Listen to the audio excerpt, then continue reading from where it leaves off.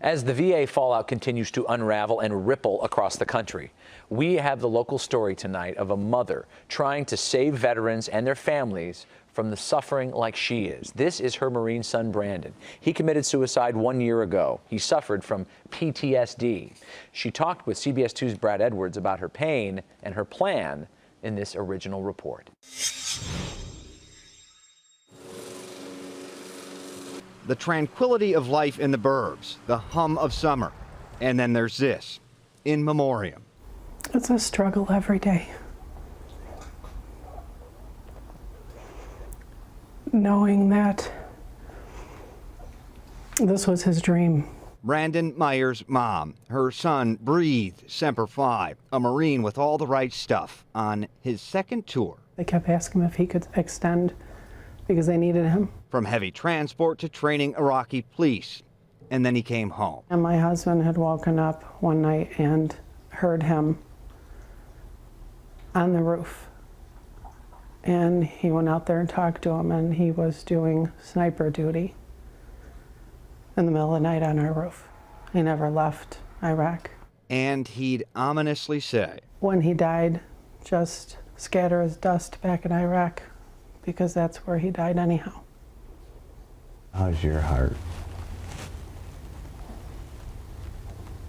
It's dead.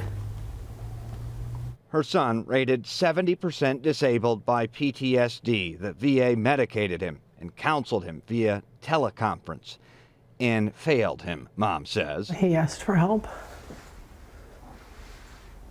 and he didn't get it. Now she's on a mission, raise funds for service dogs specializing in PTSD. You're not on a service dog mission, you're on a life-saving mission. Yes, it saves lives. After she lost the most important one in her life. I had texted him the night before, and me and my daughter, his sister, were going to go to the Blackhawks. On a day the region celebrated, one of their biggest fans, Corporal Brandon Myers, didn't answer his mother's text. And I knew that day something wasn't right. But he always promised he wouldn't do that. He promised he was fine. But that's what they're taught. Marines are taught to suck it up, don't show pain, and don't ask for help. And that's what he did.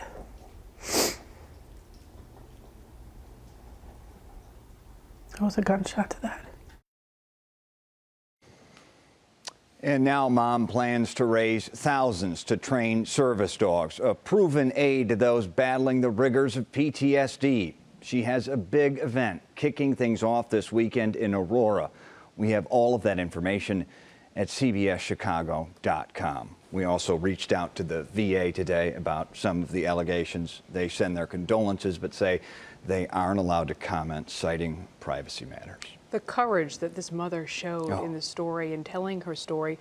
But Brandon didn't have a service dog, so what was the connection and how is she now promoting this? They're a dog family. She wanted to get a dog. It wouldn't be covered. She did a lot of research, realized there is a proven link between the humanity shown in dogs and helping out PTSD sufferers. She said this is the one thing she knows over and over has worked.